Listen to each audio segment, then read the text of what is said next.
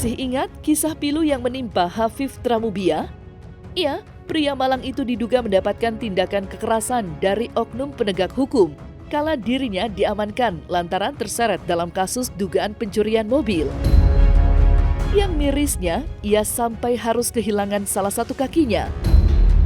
Kemarin, tepat pada tanggal 6 Agustus 2024, pihak kuasa hukumnya kembali mendatangi Divisi Propam Polri guna menyuarakan kekecewaan akibat lambatnya penanganan dari sudut pandang pelapor. Terlebih, sang klien telah didatangi oknum polisi yang mengaku-ngaku sebagai utusan atas laporan ini. Lantas, seperti apa luapan kekecewaan pihak kuasa hukum Hafif? Serta bagaimanakah pula hasil pertemuan mereka dan pihak kepolisian?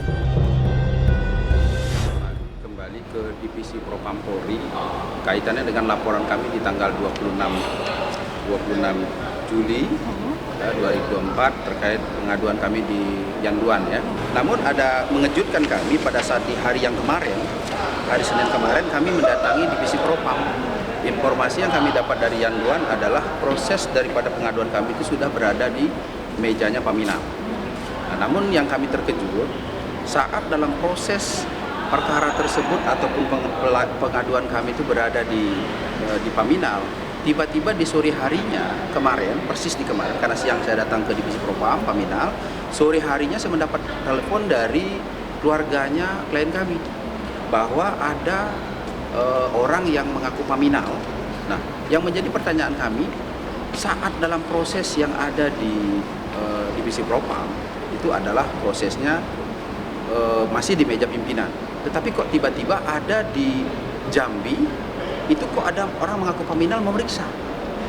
Nah, kami datang hari ini mempertegas kembali sebenarnya itu disposisi sudah turun ke unit, ke detasemen ataukah memang belum.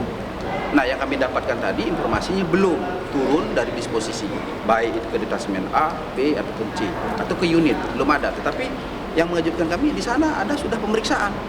Nah, menurut kami ini sudah tidak sesuai dengan aturan yang ada, sehingga kami mempertanyakan kembali dan hari ini kami tidak mendapatkan jawaban yang jelas. Jawaban dari dalam mengatakan memang belum turun, tetapi yang menjadi pertanyaan kok bisa di Paminalnya Polda Jambi itu sudah memeriksa klien kami tanpa didampingi kuasa hukum. Saya menduga ini tidak fair, ya, tidak terbuka. Kalau memang belum turun disposisi, kenapa harus ada pemeriksaan Paminal? Terus selama ini kemana Paminal kalau memang sebelum kami advokasi, sebelum kami dampingi klien kami, kemana larinya Paminal ini? Kok tiba-tiba sekarang setelah kami advokasi kok sudah tiba-tiba ada pemeriksaan Paminal yang ada di Polda Jambi? Itu yang menjadi kecurigaan kami atau dugaan kami ada pelanggaran yang menurut kami tidak sesuai dengan prosedur. Tak berhenti sampai di situ saja, pihak kuasa hukum Hafif Tramubia pun berkunjung pula ke Komnas HAM.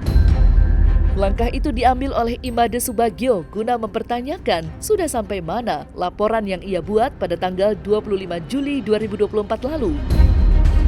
Agenda itu pun membuahkan hasil.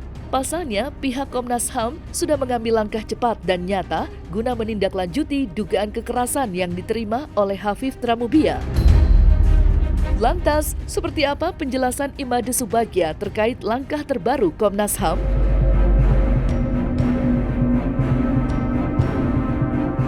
Kami sengaja datang ke Komnas HAM di Jakarta terkait masalah follow up pengaduan kami.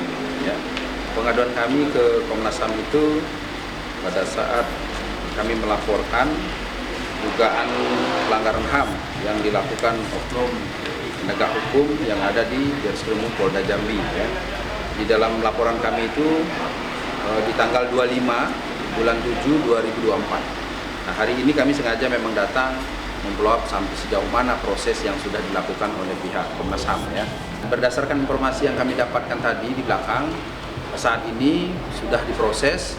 Untuk di minggu ini akan ada PIC untuk menangani permasalahan ini. Cuman dari pihak Komnas HAM sudah gerak cepat untuk melakukan upaya menggali informasi dari pemantauan terkait masalah permasalahan yang kami adukan di tanggal 25 Juli 2024. Tentu kami berharap di dalam laporan kami kan ada dugaan pelanggaran hak asasi manusia.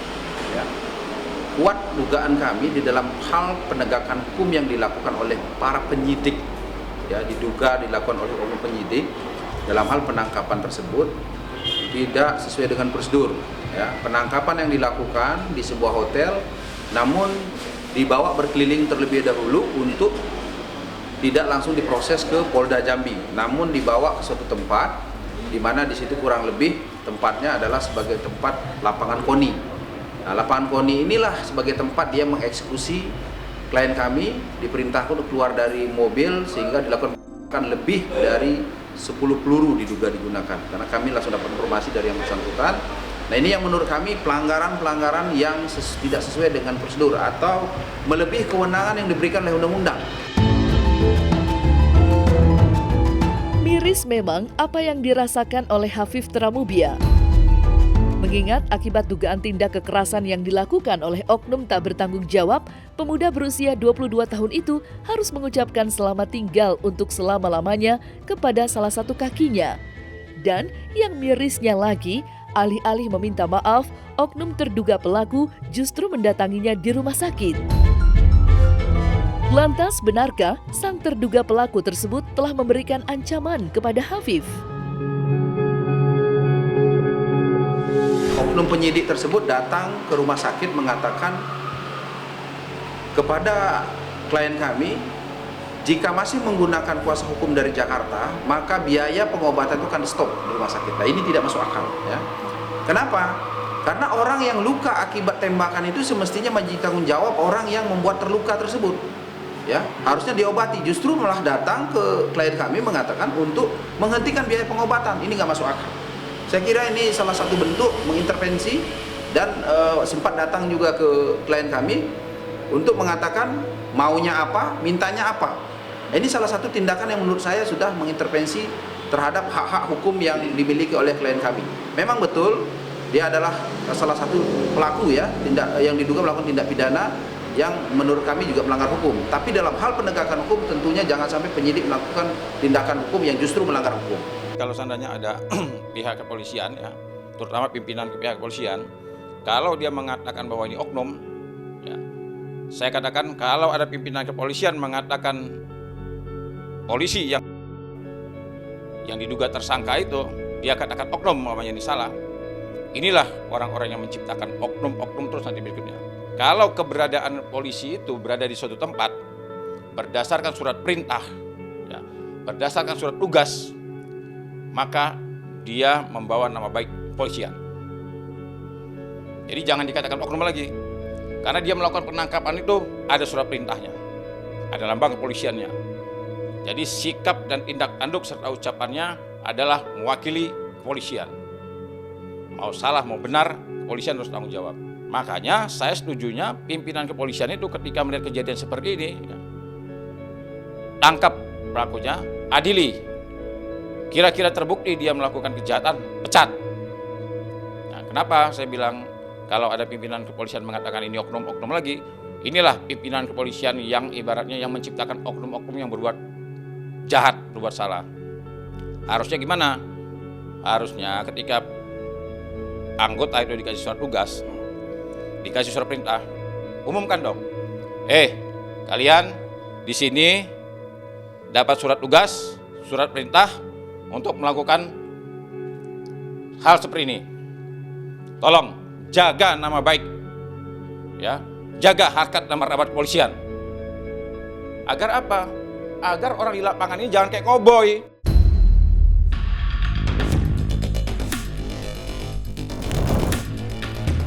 Tetapi di balik itu semua, usaha keras yang dilakukan oleh Imade Subagio sebagai kuasa hukum pelapor tampak sudah membuahkan hasil. Pasalnya, dalam kesempatan yang sama, Imade Subagio menjelaskan bahwa belakangan ini perawatan rumah sakit dan perhatian lebih sudah mulai diberikan kepada kliennya. Namun, sebuah pertanyaan besar pun bergulir di benaknya. Mengapa sebelum ia mengambil langkah hukum, perawatan yang optimal terbilang jarang diberikan kepada sang klien?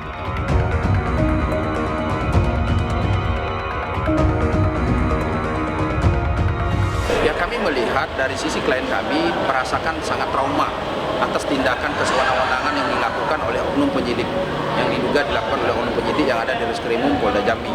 Ya, yang dirasakan saat ini klien kami sangat merasa ketakutan, trauma yang sangat mendalam karena dia harus kehilangan satu kakinya, bahkan yang satunya sekarang kondisinya sangat memprihatinkan, kondisinya patah dan saat ini kondisinya masih dalam perawatan. Nah, kami kemarin juga dapat informasi dari klien bahwa semenjak kami aplikasi ini, klien kami sekarang difokuskan untuk pengobatan yang selama ini ditelantarkan begitu saja, yang tidak dilakukan perawatan sebagaimana setelah saat ini. Dan kami juga dapat informasi setelah kami lakukan aplikasi ini, klien kami lebih banyak mendapat perhatian. Ya, kami tidak tahu selama ini kemana kemanusiawinya sebagai seorang insan manusia yang punya cita rasa karsa yang mengabaikan begitu saja, sehingga kehilangan kaki daripada klien kami dan satunya sudah patah kakinya dan saat ini membusuk. Ya, dan ini yang dirasakan keluarga besarnya adalah sangat trauma atas kejadian ini.